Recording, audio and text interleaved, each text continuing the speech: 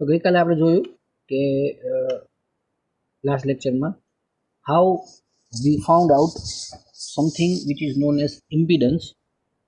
એક RLC circuit હોય તો એની અંદર કરંટ લિમિટિંગ કરવાનું જે કામ કરે છે એ એક ઇમ્પિડન્સ નામની ક્વોન્ટિટી કરે છે અને એ ઇમ્પિડન્સ છે it is the combination of the resistance R in the circuit, the capacitive reactance capacitive reactance XC of the capacitor and the inductive reactance XL of the inductor.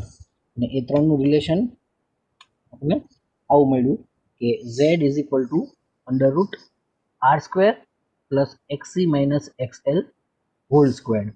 Okay, so that gives us Z, અને એ Z જે છે એ આખી એસી સર્કિટની અંદર કે જેની અંદર R L અને સી ત્રણેય હોય એમાં કરંટને લિમિટ કરવાનું કામ એટલે રેઝિસ્ટન્સનું કામ કરે છે. એટલે આપણે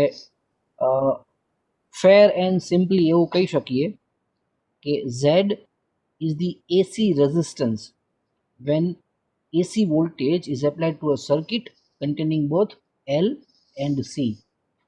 R આપણે આમાં રાખ્યો છે પણ R is not compulsory because inherently if you are using actual practical inductor it is going to have some resistance. બરાબર, એટલે R તો હોય જ છે એની અંદર, પણ આની અંદર આપણે R છે એ સર્કિટમાં ઇન્ક્લુડ કરે. It does not require R, પણ L અને C બંને હોવા જોઈએ. જો L અને C હોય તો જ તમને Z મળે.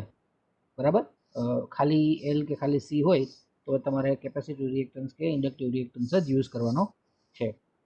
Okay, now let us go through a condition which is known as resonance. Okay, so I think this is left. Since the phasors I and VR are always parallel, the angle between VR and V can be determined from the figure below. See, I and VR, voltage across the resistor and the current are always in phase. તો હું VR વચ્ચેનો angle જો ગોતી લઉં, બરાબર, તો એ angle છે VR અને I વચ્ચેનો એંગલ છે, સોરી VR અને V વચ્ચેનો એંગલ છે, એ એંગલ મને V અને I વચ્ચેનો એંગલ આપશે. જો હું શું કહું છું એ સમજો.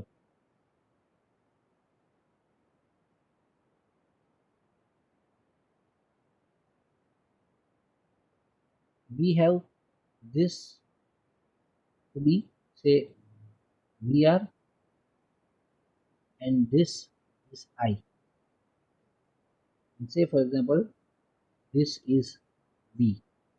What we want is that we want the angle between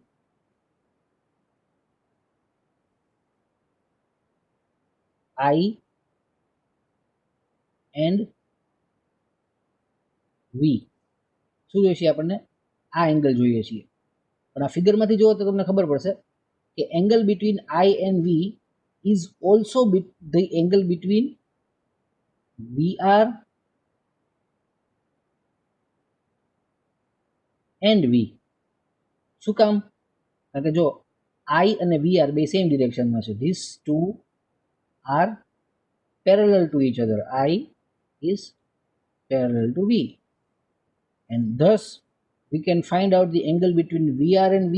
That will also be the angle between V and I. That will also be the current angle between voltage and current, and that is what we want to find out.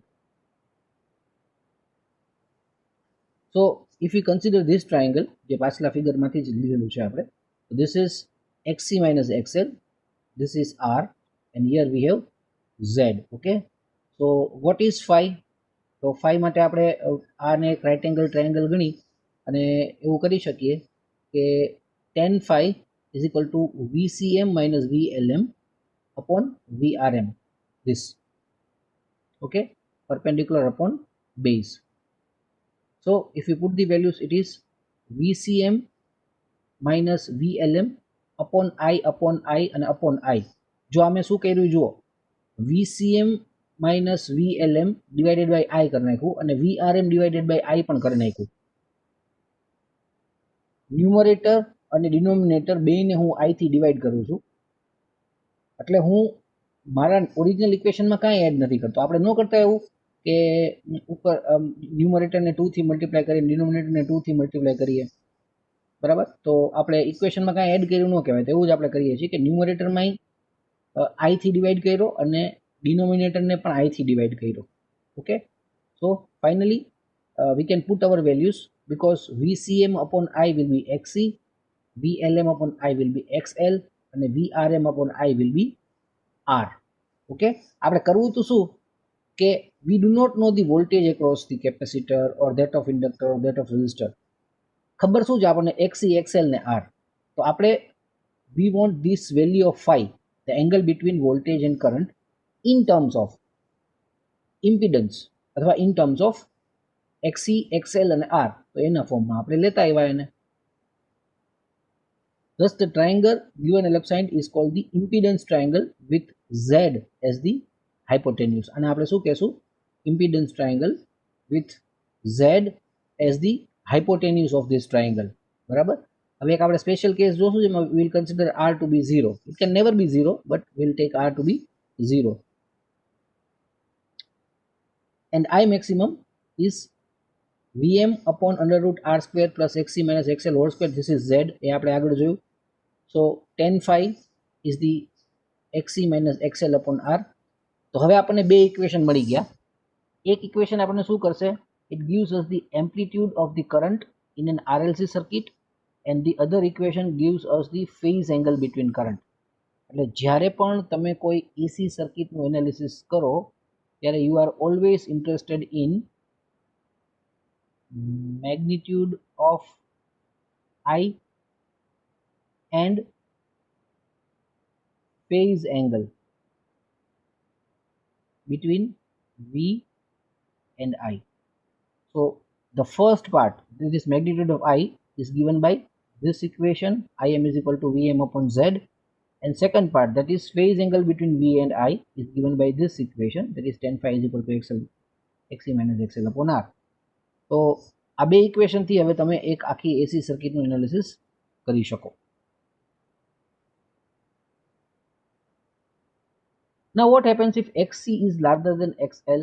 એટલે આપણે એવી કોઈ circuit લઈએ કે જેમાં XE ની value છે XL થી બહુ વધારે હોય, then phi is positive and the capacitance dominates the circuit. Such a circuit is predominantly capacitive. That means it will act as a capacitive circuit, but a capacitive circuit with capacitor that is very less than the original used.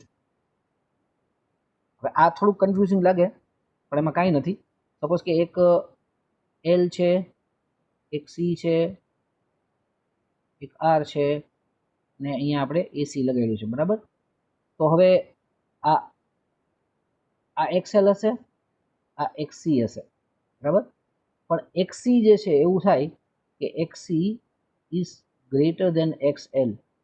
Okay, say for example this is 100 ohms and this is say 50 ohms. Okay, so સીધી વાત છે, XC is greater than XL. Now this circuit will act as a capacitive circuit because the value of capacitance is far greater than that of the inductor. બરાબર. એટલે હવે શું થશે? This circuit will act like 50 ohms XC. જ્યારે capacitor તમે કેવું લગાડ્યું છે? તમને 100 ઓહ્મ XC આપે છે, પણ એ 100 ઓહ્મ XC ના 50 ohms જે છે એ XL એ કેન્સલ કરી નાખ્યા. See, because of this minus XL. Okay, so it acts as a 50 ohms XC circuit. In the same way, if we have the another case, say this is XL and this is XC, okay, then this circuit will be predominantly inductive rather than capacitive. આ જ same case કે 100 ohm છે એ inductive reactance છે, 50 ohm છે capacitive reactance છે. After getting Z, we find that 50 ohms of XC is being cancelled by 50 ohms of XL. તો હવે 50 ohms બીજા XL ના વૈધા. This 50 ohms will be representing XL and the capacitor and the circuit will be inductive rather than capacitive. બરાબર. એટલે ટૂંકમાં XC મોટો હોય XL કરતા તો કેપેસિટર ડોમિનેટ કરે સર્કિટને.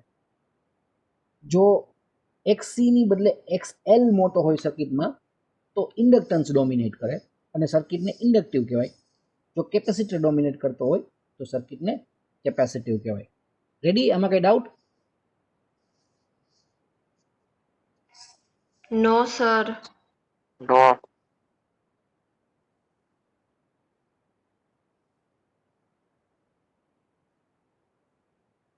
So this is the phasor diagram when XC is greater than XL. તો જો XC is greater than XL જુઓ તો આ 5 છે એમાં આપણને શું મળ્યું? I is leading. Okay, because the capacitor is dominating. So we have I which is leading by 5 because the circuit is mainly capacitive. And if we draw the waveform for t is equal to 1, t1 માટે આપણે draw કરીએ તો આપણને v ની value અહીંયા મળશે અને i ની વેલ્યુ છે એ અહીંયા મળશે. બરાબર?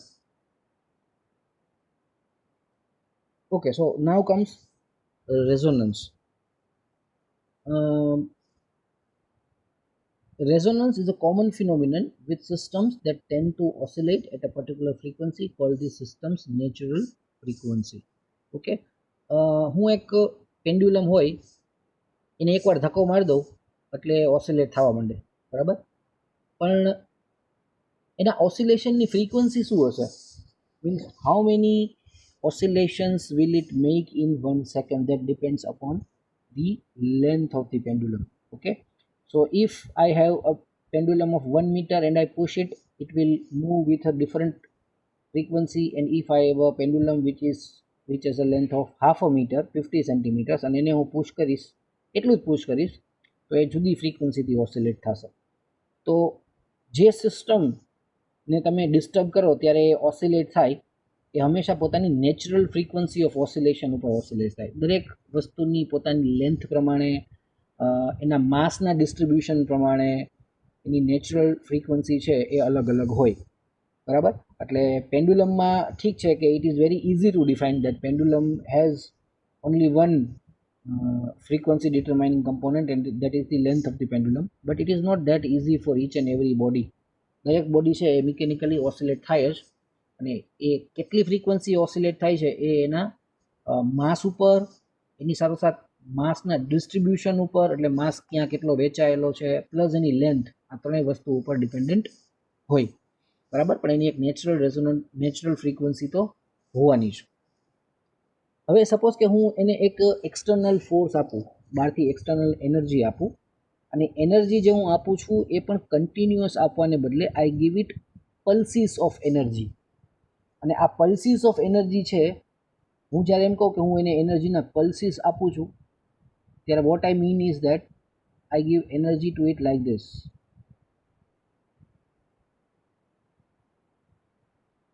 Okay, so this is where I give it a push, I don't give it a push. Over here I give it a push, I don't give it a push. તો આ પણ એક repetitive ફિનોમિનન છે, એટલે આની પણ એક ફ્રીક્વન્સી છે. સપોઝ કે હું એને 1 સેકન્ડમાં 3 વાર ધક્કો મારું છું તો this much amount of pushes I am giving in 1 second. તો ફ્રીક્વન્સી 3 હર્ટ્ઝ છે. પણ જો એવું બને કે આપણે આ જે એક્સટર્નલ સોર્સમાંથી આપણે એને જે પુશ આપીએ છીએ, એક્સટર્નલ એનર્જી આપીએ છીએ, એની ફ્રીક્વન્સી છે એ ઓલી વસ્તુની નેચરલ ફ્રીક્વન્સીની નજીક પહોંચી જાય અથવા એનાથી ઇક્વલ થઈ જાય, then the amplitude of oscillations suddenly become very large, and this condition is known as resonance. Okay, જો અને હું ધક્કો મારતો હોઉં અને ત્યારે એવું બને કે આની ફ્રીક્વન્સી હું ચેન્જ કરતો જતો હોઉં અને આ ફ્રીક્વન્સી છે એ જેને હું ધક્કો મારું છું એ વસ્તુની નેચરલ ફ્રીક્વન્સીની નજીક પહોંચી જાય એકદમ, અથવા એના સાથે ઇક્વલ થઈ જાય, then that material starts vibrating very fast. Okay, resonance is very very very important in each and every field of physics. પછી એ મિકેનિક્સ હોય કે ઓસિલેશન્સ હોય કે ઇલેક્ટ્રિસિટી હોય કે ઇલેક્ટ્રોનિક્સ હોય, it is very very very important. અને આ આપણે જુદી રીતે નાના સ્ટાન્ડર્ડમાં ભણી ગયા છીએ, અને આઈ થિંક મેં પણ તમને એક વખત એક્ઝામ્પલ આપ્યો છે કે સોલ્જર્સને બ્રિજ ઉપર માર્ચ કરવા દેવામાં ન આવતા. યાદ છે મેં આ એક્ઝામ્પલ તમને કીધું તો? કોઈ પણ બ્રિજ હા સર. એના ઉપર સોલ્જર્સ માર્ચ કરે નહીં. અને બ્રિજનું જ્યારે ડિઝાઇન થાય, એક બ્રિજ આપણે બનાવીએ, અને ખાસ કરીને આપણે એવા બ્રિજની વાત કરીએ છીએ કે જે હેંગિંગ બ્રિજ છે, બરાબર, જેને કેબલ સ્ટેડ બ્રિજ કહેવાય. તો હેંગિંગ બ્રિજ જ્યારે પણ બનતો હોય તો એ લટકે છે એટલે એ ઓસિલેટ તો થવાનો જ. ઠીક છે, એટલો ઓછો ઓસિલેટ થતો હોય કે આપણે એની ઉપર ક્યારેય ફીલ ન કરીએ, બટ ઇટ ઇઝ ઓસિલેટિંગ. તો એનો બહુ જ પહેલાં એનો સ્ટડી કરવામાં આવે. અત્યારે જે ટેકનિક છે એ પ્રમાણે કે એ બ્રિજનું સ્કેલ મોડેલ બનાવવામાં આવે. એટલે સે ફોર એક્ઝામ્પલ એ બ્રિજની સાઇઝ કરતાં 1/100ની સાઇઝનું એ લોકો સ્કેલ મોડેલ બનાવે. સ્કેલ મોડેલ એટલે એવા ને એવા મટીરિયલમાંથી એવો ને એવો બ્રિજ, પણ 100 ટાઈમ્સ નાનો, બરાબર. અને એ 100 ટાઈમ્સ નાનો બ્રિજ બનાવી અને એ પહેલાં લગભગ 5, 7, 8 વર્ષ માટે જે જગ્યાએ બ્રિજ બનાવવાનો છે ત્યાંનો સર્વે થાય કે ત્યાં વિન્ડ વેલોસિટી છે એ કેટલી છે, વિન્ડના જે ગસ્ટ છે એટલે અચાનક જે હવાનો ઝોંકો આવે એની ફ્રીક્વન્સી શું હોય છે, અથવા એ કેટલી વાર આવ્યા કરે છે, એ બધાનો સ્ટડી થાય, એ બધો ડેટા ભેગો થાય. અને એવી કન્ડિશન છે એ લોકો લેબોરેટરીમાં ઊભી કરે, એટલી હવા એને લગાવે, બરાબર. આવી જે ફેસિલિટી હોય એ વિન્ડ ટનલ હોય એટલે અહીંયા હવા એવી પ્રોડ્યુસ કરે, અને પછી બ્રિજનું બિહેવિયર જોવે. ક્યારે એવું ન થવું જોઈએ કે બ્રિજની નેચરલ ઓસિલેશન ફ્રીક્વન્સી એ લોકો જે કેલ્ક્યુલેટ કરી હોય એ ફ્રીક્વન્સી સાથે વિન્ડની ફ્રીક્વન્સી ક્યારેય મેચ ન થવી જોઈએ, બરાબર. જો એવું થતું હોય તો એ લોકો બ્રિજના માસને અથવા તેના માસ ડિસ્ટ્રીબ્યુશનને ચેન્જ કરી અને એની ફ્રીક્વન્સી એવી સેટ કરવાની કોશિશ કરે કે જેનાથી ક્યારેય વિન્ડની ફ્રીક્વન્સી અને એની ફ્રીક્વન્સી મેચ ન થાય. કેમકે જો પુલ રેઝોનન્સમાં આવી જાય તો એ ડેન્જરસ વસ્તુ કરી શકે. I think I might have showed you that.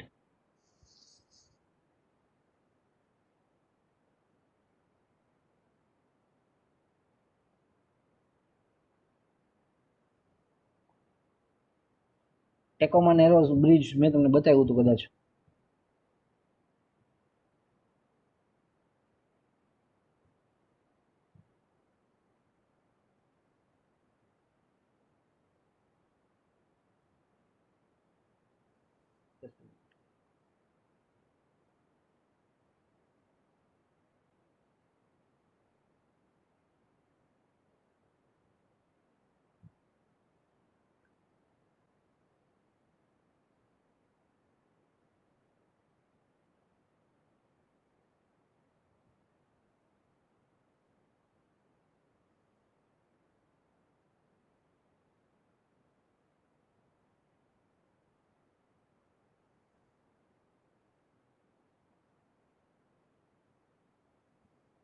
દેખાય છે વિડીયો?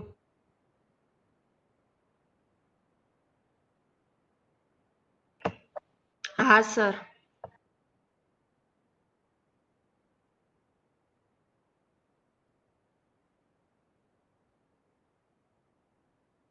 આ બ્રિજ છે એની નેચરલ ઓસિલેશન ફ્રીક્વન્સી છે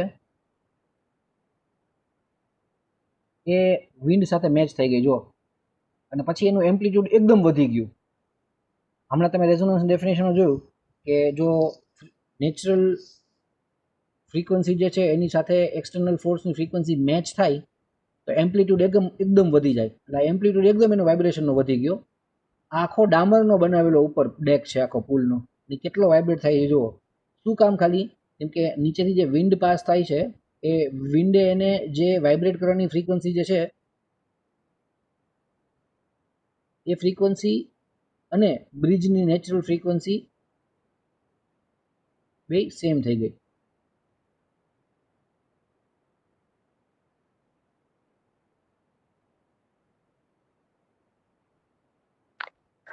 લાસ્ટમાં બ્રિજ તો તૂટી જ જાય છે ને છેલ્લે? તૂટી જ જશે, કારણ કે એ ટાઈમમાં આટલું એક્સટેન્સિવ વિન્ડ ટનલ ટેસ્ટિંગ ને એવું ન થતું.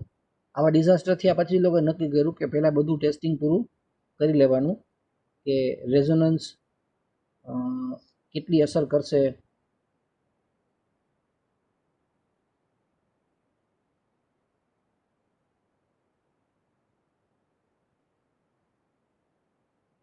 હવે જો એમ્પ્લિટ્યૂડ એકદમ વધી ગયો, જાણે કેમ બ્રિજ રબરનો હોય એવી રીતે.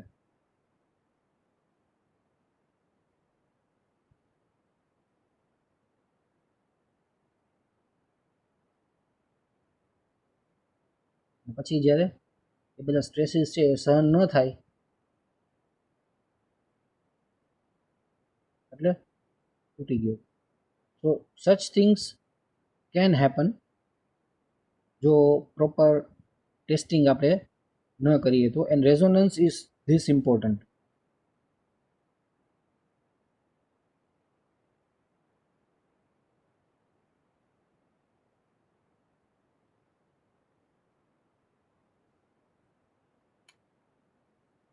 So now we can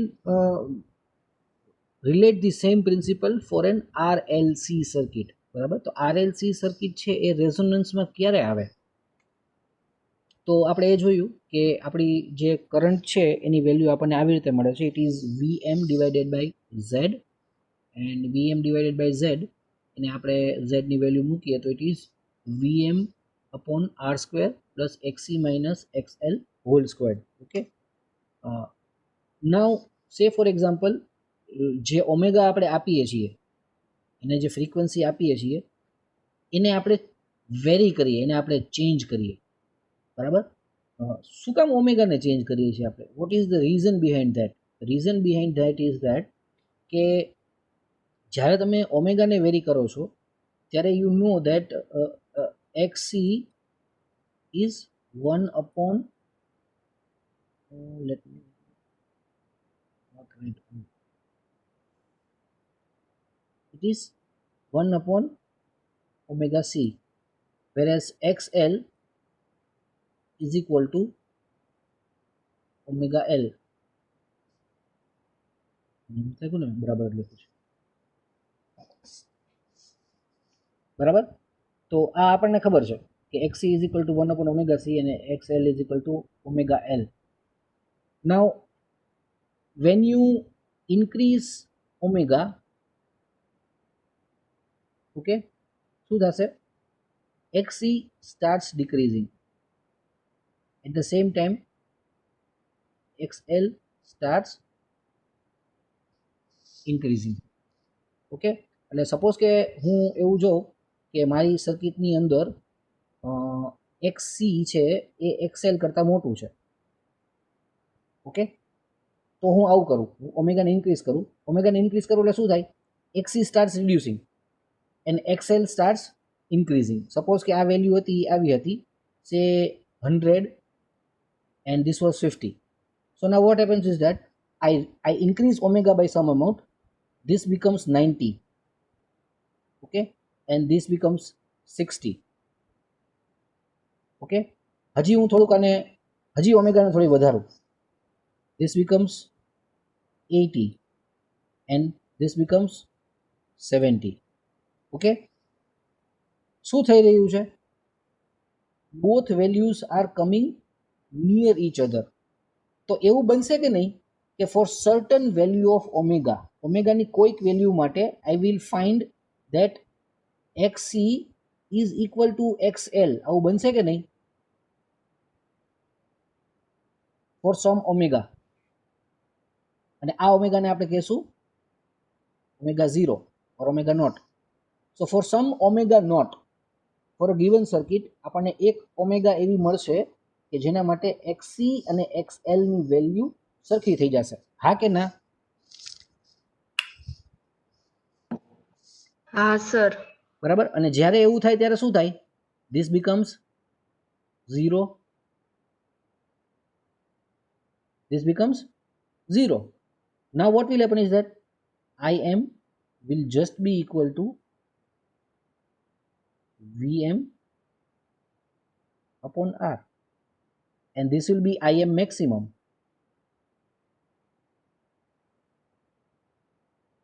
શું કામ VM upon R? કારણ કે XL અને XC એ પોતાને કેન્સલ કરીને કાઢે. બીજી સરસ મજાની વસ્તુમાં શું થાય છે કે now the circuit is neither capacitive nor inductive, it is purely resistive. ખાલી R જ છે એની અંદર એવું બિહેવ કરશે.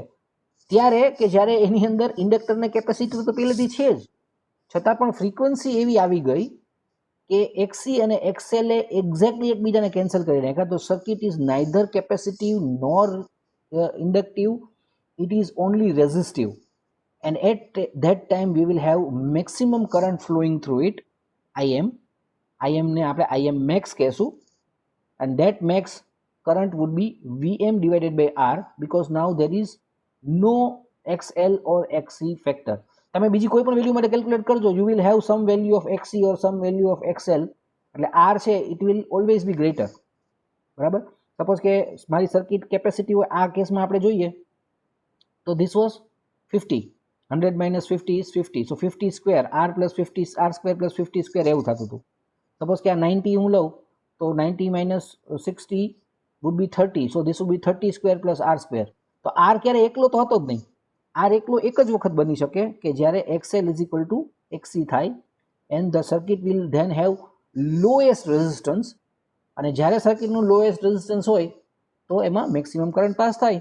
સો IM max would be possible only when XL is equal to XC, and this happens at a particular frequency, અને એ particular ફ્રીક્વન્સીને આપણે એની રેઝોનન્ટ ફ્રીક્વન્સી અથવા ઓમેગા નોટ અથવા સમટાઈમ્સ ઇવન F નોટ કહેશું. બરાબર. So this is the resonant frequency of any particular circuit for which XC and XL will cancel each other out. એ બે એકબીજાને કેન્સલ કરી નાખશે, એટલે સર્કિટમાં હવે ખાલી R વધશે. So at this frequency the impedance of the RLC circuit is minimum as given by Z is equal to R square plus 0 is equal to R. So it has minimum impedance. So this frequency is omega 0 is called the resonance frequency of that particular RLC circuit. બધી RLC circuit ની અંદર આ અલગ અલગ હોશે. So XC is equal to XL or 1 upon omega 0 C is equal to omega 0 L. So how can we calculate omega 0? We can calculate omega 0 is equal to 1 upon root LC. Okay, તો કોઈ પણ એક circuit માટે મારે omega 0 calculate કરવો હોય કે કઈ ફ્રીક્વન્સી એ રેઝોનેટ થશે, કે કઈ ફ્રીક્વન્સી એ રેઝોનન્સમાં આવશે, તો I can use this formula. How do we come to this formula? Because we know that at resonance XL is equal to XC. તો આપણને ખબર છે કે XC છે એ 1 upon omega C છે, પણ અહીંયા ઓમેગા શું હશે? omega 0 હશે. So 1 upon omega 0 C is equal to omega 0 L. So finally we can get omega 0 square is equal to 1 upon LC. So if we want omega 0, we apply square root on both sides. So omega 0 is equal to 1 upon root LC. You have to remember this formula, કારણ કે આના ઉપરથી તમે કોઈ પણ circuit માટે given L અને C ની વેલ્યુ માટે રેઝોનન્સ ગોતી શકશો. Second important thing is that look at the resonant frequency. એના એક્સપ્રેશનની અંદર ક્યાંય R નથી આવતો. એટલે રિકોલ કરો કે 15 મિનિટ પહેલાં મેં તમને એવું કીધું હતું કે R is not always necessary in a circuit. તમારે LC સર્કિટ હોય તો પણ ચાલશે. It is not always necessary that you need to have a resistor in the circuit. બરાબર. કેમ કે રેઝોનન્સમાં જો તમારે એને લઈ જવી છે તો R is not at all necessary, because R does not appear in the formula for resonance. But indeed it is there, it is always there. તમે એની અંદર ન નાખો તો પણ એ આવી તો જાય જ છે, but it does not play any substantial part in determining the frequency of resonance. હા, બીજી એક વસ્તુ એ ડિટરમાઇન કરે છે, આપણે આમાં થોડીક વારમાં આગળ જોઈએ. Now why do we learn such a thing? આ ઇમ્પોર્ટન્સ આનું શું કામ છે?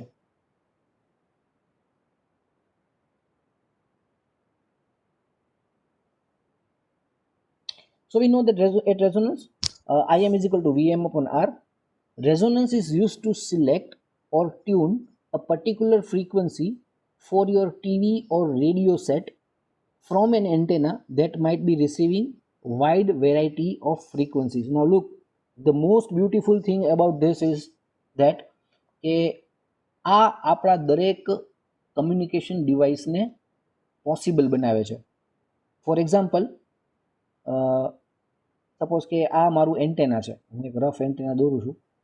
ઓકે, અને આની સાથે મેં એક LCR સર્કિટ લગાડી અને પછી હું એને મારા રિસીવરમાં આપું છું, અથવા this is also the part of the receiver. ધારો કે મારે રિસીવ કરવું છે 1000, અથવા આપણે રિયલ લાઈફ એક્ઝામ્પલ લઈએ કે આઈ want two receive all India radio Rajkot, that is 820 kilohertz. Okay, so I want two select this frequency from air. બરાબર, એટલે આ મારું શું છે, આ મારું ઓમેગા 0 છે. This is my omega 0. તો 820 કિલોહર્ટ્ઝ માટે મારે એલ અને સી ની વેલ્યુ કેટલી કરવી પડે આમાંથી મને મળી જાય. આઈ keep omega 0 is equal to 820 and then find out the value of under root L and C. બરાબર, હવે એના પ્રમાણે મેં અહીંયા L લગાડ્યો અને એના પ્રમાણે મેં અહીંયા C લગાડ્યો. R ને અત્યારે થોડી વાર માટે ભૂલી જાઓ. It is there, we have selected it arbitrarily. હવે શું થાય કે સપોઝ કે ફ્રીક્વન્સી છે, હવે આ એન્ટેના તો હવામાં છે, હવામાં તો 820 કિલોહર્ટ્ઝ, 900 કિલોહર્ટ્ઝ, 1000 કિલોહર્ટ્ઝ એવી લાખો ફ્રીક્વન્સી આ એન્ટેના ઉપર આવે છે અને એ એન્ટેના ઉપર પોતાનો વોલ્ટેજ ઇન્ડ્યુસ કરે છે. બરાબર, and that voltage is applied across your RLC circuit.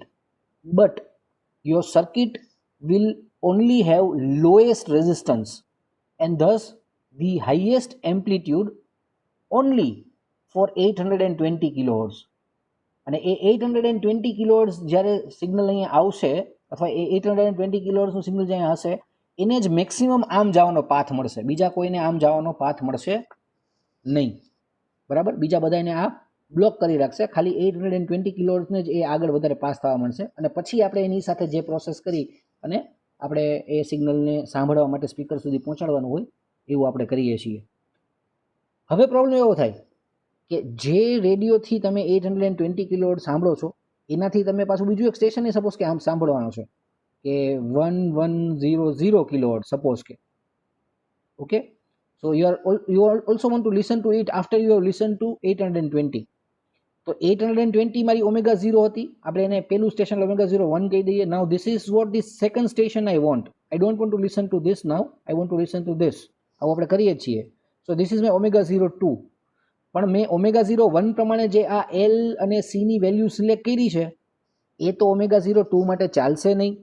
અને તમને ખબર છે કે તમારા રેડિયોમાં કંઈ એવું નથી હોતું કે દર વખતે તમારે નવું સ્ટેશન જોતું હોય તો એને ખોલી અને નવા ઇન્ડક્ટર અને નવા કેપેસિટર ફિક્સ કરવાના હોય. બરાબર, એવું તો આપણે હોતું નથી. ઓકે, તો એની બદલે શું હોય છે, we have a variable capacitor instead of a fixed capacitor. બરાબર, એટલે આ કેપેસિટર છે એની વેલ્યુને હું ચેન્જ કરી શકું છું. તો શરૂઆતમાં એની વેલ્યુ એવી રીતે રાખેલી હશે કે જ્યારે એ વેલ્યુના કેપેસિટર માટે એલ એની સાથે મળે એટલે ઓમેગા 01 સિલેક્ટ થાય, that is 820 kilohertz. When I move to 110 kilohertz the value of capacitor changes to such an amount that now omega 02 becomes the resonant frequency of this RLC circuit. તો હવે આ આપણને કેમ ખબર પડે કે આવું થાય? તો this is done in factory. ફેક્ટરીની અંદર આ કેપેસિટરની સાથે એક પોઇન્ટર એવી રીતે લગાડવામાં આવે છે કે જ્યારે આપણે ટ્યુન કરીએ ત્યારે એની ફ્રીક્વન્સી, રેઝોનન્ટ ફ્રીક્વન્સી એક્ઝેક્ટલી જ્યારે 820 કિલોહર્ટ્ઝ પહોંચે ને ત્યારે આપણો જે પોઇન્ટર હોય ને એ પોઇન્ટર 820 ને પોઇન્ટ કરતો હોય.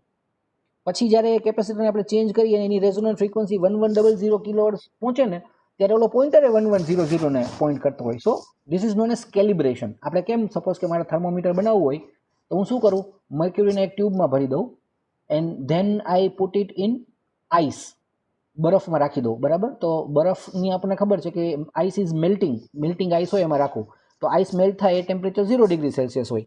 તો એ 0 ડિગ્રી સેલ્સિયસનો મેં માર્ક કરી લીધો. Okay, then what I do is that I take water and boil it. At the time when water is boiling, I again put my new thermometer into it. અને mercury જ્યાં ઉપર જઈને ઊભી રહે ત્યાં હું એક બીજો માર્ક મારી દઉં. મને ખબર છે કે નોર્મલ પ્રેશરે water boils at 100 degree Celsius. તો that top mark would be my 100 degree Celsius mark. એટલે ત્યાં બીજો માર્ક મારી લીધો. હવે શું કરવાનું છે, ઇન્ટરમીડિયેટ કાંઈ નથી કરવાનું. મને 0 મળી ગયો, મને 100 મળી ગયો, એના 100 એક સરખા ભાગ પાડી અને I will label 1 2 3 4 5 6 7 8 9 10. This is known as calibration of the instrument. તો આ ઇન્સ્ટ્રુમેન્ટ તમારા ઘરે જે આવે છે એ આવી રીતે ફેક્ટરીમાં કેલિબ્રેટ કરેલું હોય છે અને કેલિબ્રેટ કરેલું હોય છે. સો your dial exactly shows you, your pointer exactly shows you that what is the resonant frequency of the RLC circuit in your radio. બરાબર, તો આ રેઝોનન્સ એટલા માટે કામનું છે because it makes possible all the wonderful gadgets that we have today or we are using today. Okay, આમાં કઈ problem?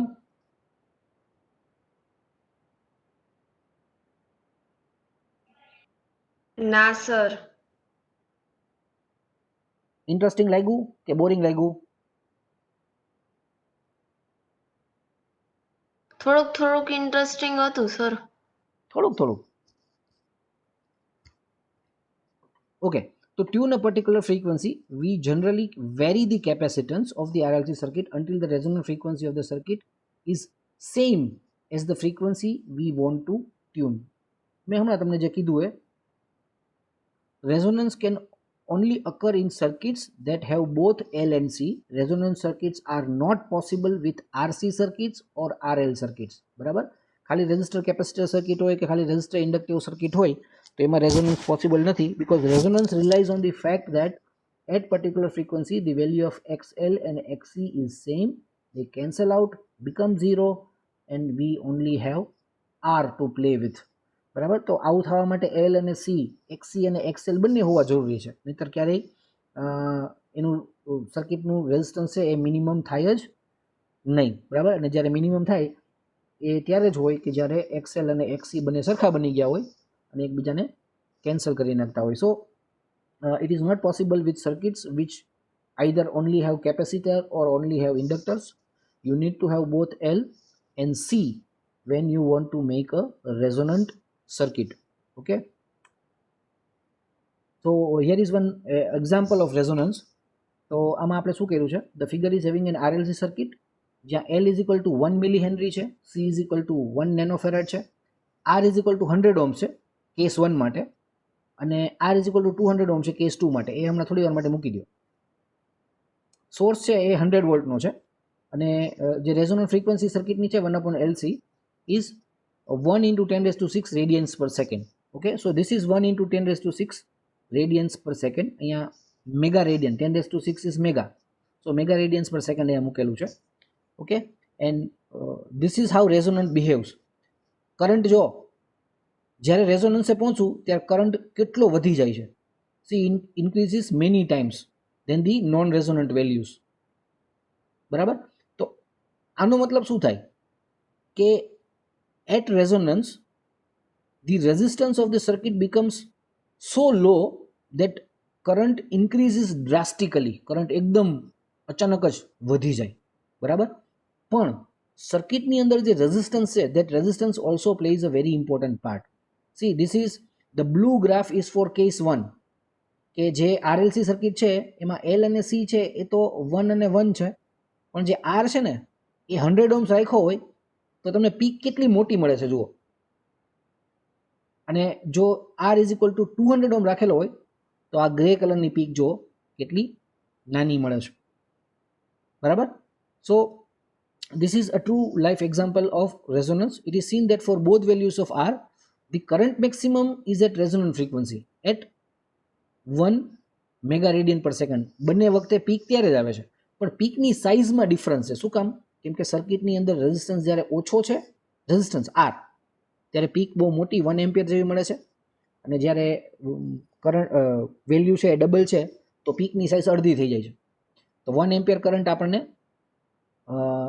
100 ohm સાથે મળે છે, તો 200 ઓહ્મ સાથે એ જ ફ્રીક્વન્સીનો રેઝોનન્ટ મળે છે, પણ કરંટ 0.5 એમ્પિયર એટલે અડધો એમ્પિયર થઈ જાય છે.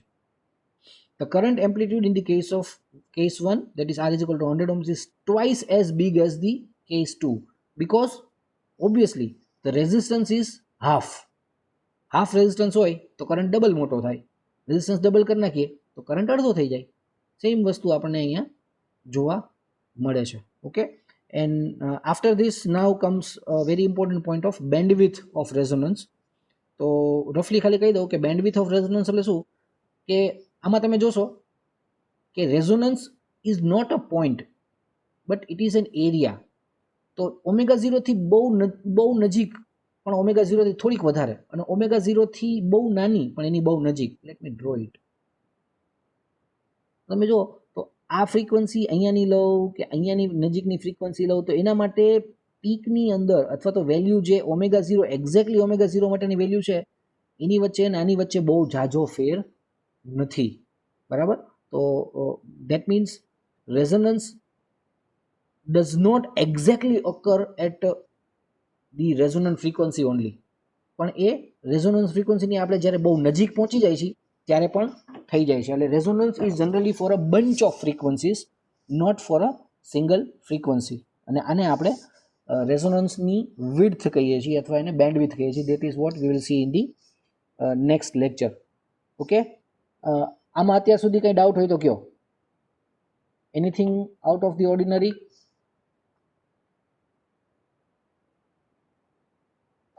No, sir. Okay, so we will continue in the next lecture.